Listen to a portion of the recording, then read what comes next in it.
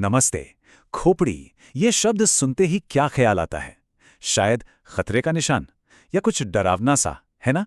पर आज हम इस सोच को बिल्कुल बदलने वाले हैं। हम इंसानी खोपड़ी को एक अलग ही नज़र से देखेंगे, एक कमाल के इंजीनियरिंग के नमूने के तौर पर। तो चलिए समझते हैं कि इसकी बनावट आखिर है कैसी। देखिए, ये सिर्फ हड्डियों का एक ढेर नहीं है, बिल्कुल नहीं। ये एक ही समय में एक मजबूत हेलमेट है, एक सेंसरी एंटीना है और हमारी पहचान की नींव भी है। और ये सब कुछ एक ही स्ट्रक्चर में कितनी खूबसूरती से डिजाइन किया गया है। तो सवाल यही उठता है कि इतनी कॉम्प्लेक्स चीज़ आखिर बनी कैसे है? इस पूरे विश्लेषण में हम खोपड़ी के आर्किटेक्चर को परत दर परत खोलेंगे, ठीक वैसे ही जैसे कोई इंजीनियर किसी शानदार बिल्डिंग की बनावट को समझता है। तो सबसे पहले ये समझना होगा कि खोपड़ी को हम मोटे तौर पे दो मेन हिस्सों में बांट सकते हैं। और हाँ, हर हिस्से का अपना एक बहुत ही खास काम है। एक तरफ तो है क्रेनियम, समझिए ये हमारे सबसे ज़रूरी अंग यानी दिमाग के लिए एक मजबूत किले जैसा है। और दूसरी तरफ है चेहरे का ढांचा, जो हमारी आँखों, नाक और मुंह को सपोर्ट देता है। और इसी से तो हमारे चेहरे को अपना एक अलग आकार मिलता है। चलिए, क्रेनियम के ऊपरी हिस्से से शुरू करते हैं। इसे क्रेनियल वॉल्ट या कैल्वेरिया भी कहते हैं और इसका सबसे पहला और सबसे ज़रूरी काम है प्रोटेक्शन। ये जो गुंबद जैसी शेप है ना, ये कई बड़ी प्लेट जैसी हड्डियों से बनी है, जैसे कि फ्रंटल और पैराइटल हड्डियां। और ये हड्डियां बस एक दूसरे के पास रखी नहीं हुई हैं। नहीं, ये एक बहुत ही स्पेशल तरीके से आपस में जुड़ी हैं, एकदम लॉक होकर। और पता है सबसे मजेदार बात क्या है? इसका डूल डिजाइन। बाहर से देखें तो ये एकदम उबड़ खाबड़ है, इंटरलॉकिंग जोड़ों के साथ, जो इसे जबरदस्त मजबूती देता है। लेकिन अंदर से ये बिल्कुल चिकना है, ताकि हमारा नाजुक दिमाग आराम से रह सके। क्या कमाल का तालमेल है डिजाइन और काम का। ये जो इंटरलॉकिंग जोड़ हैं, इन्हें सूचर्स कहते हैं। और ये सिर्फ दरारें नहीं हैं, बल्कि ये बहुत ही कॉम्प्लेक्स जिगजैग जोड़ हैं जो हड्डियों को आपस में कसकर जकड़ लेते हैं। इनकी वजह से पूरी खोपड़ी एक मजबूत यूनिट की तरह काम करती है। और साथ ही बचपन में जब दिमाग बढ़ रहा होता है तो ये थोड़ी सी जगह भी देते हैं। अच्छा, अब खोपड़ी के सबसे पेचीदा हिस्से पर आते हैं, इसका बेस यानी आधार। अगर वॉल्ट को हम छत माने तो ये बेस वो नींव है जिस पर सब कुछ टिका है। यही हिस्सा क्रेनियम को चेहरे और रीढ़ की हड्डी से जोड़ता है। और इस नींव के ठीक बीच में एक ऐसी हड्डी है जिसे अक्सर कीस्टोन कहा जाता है। इसका नाम है स्फेनॉइड हड्डी। और इसे ये नाम यूं ही नहीं मिला, इसके पीछे एक बहुत बड़ी वजह है।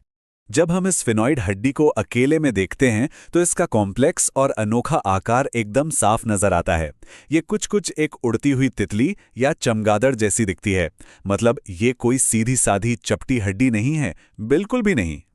और जैसे ही हम इसे वापस खोपड़ी में इसकी जगह पर रखकर देखते हैं तो समझ आता है कि इसे कीस्टोन क्यों कहते हैं। सोचिए, जैसे किसी पुराने पत्थर के पुल में बीच का एक पत्थर यानी कीस्टोन बाकी सभी पत्थरों को थामे रखता है, ठीक वैसे ही ये हड्डी भी क्रेनियम की लगभग हर दूसरी हड्डी को छूती है, उन्हें आपस में जोड़ती है और पूरे स्ट्रक्चर को मजबूती देती है। सच कहूं तो इसके बिना पूरी खोपड़ी बिखर जाएगी। अब बेस में एक और जरूरी हड्डी है, इसका नाम है एथमॉइड। लेकिन ये स्फेनॉइड की तरह ठोस नहीं है, बल्कि ये बहुत ही हल्की और नाजुक है, एक छोटी सी भूल भुलैया की तरह।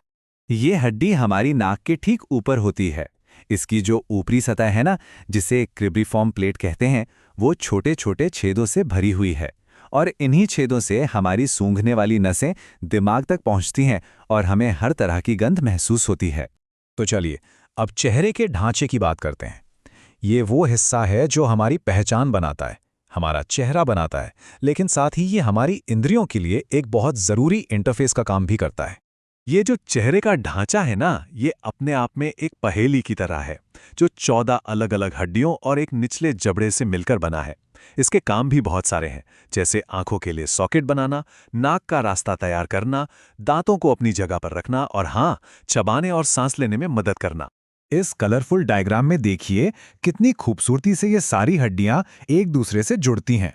ये दिखाता है कि कैसे लैक्रिमल, पैलेटाइन और स्फेनॉइड जैसी छोटी छोटी हड्डियां मिलकर हवा के आने जाने के लिए कितने पेचीदा रास्ते बनाती हैं। और जब हम इसे क्रॉस सेक्शन में देखते हैं, तब तो इस 3D पजल की कारीगरी और भी साफ समझ आती है। हर हड्डी को इतने सटीक तरीके से बनाया गया है कि वजन भी कम रहे, हवा आने जाने का रास्ता भी बने और चेहरे के स्ट्रक्चर को मजबूती भी मिले। और हाँ, मैंडिबल यानी निचले जबड़े को तो हम भूल ही नहीं सकते। चेहरे की बाकी सारी हड्डियों से अलग, जो अपनी जगह पर फिक्स होती हैं, ये अकेली हड्डी है जो हिल सकती है। और इसी की वजह से हम बोल पाते हैं, खाना चबा पाते हैं और अपने इमोशन जाहिर कर पाते हैं। तो हमने सारे अलग अलग हिस्से तो देख लिए, पर सवाल ये है कि आखिर खोपड़ी में इतनी मजबूती आती कहाँ से है? इसका राज छिपा है इसके छिपे हुए आर्किटेक्चर में। एक ऐसा सिस्टम जिसमें खंबे और मेहराब हैं जो किसी भी तरह के फोर्स को बड़ी समझदारी से बांट देते हैं। अगर हम खोपड़ी को नीचे से देखें तो हड्डी के कुछ मोटे हिस्से नजर आते हैं जो बिल्कुल खंभों की तरह काम करते हैं।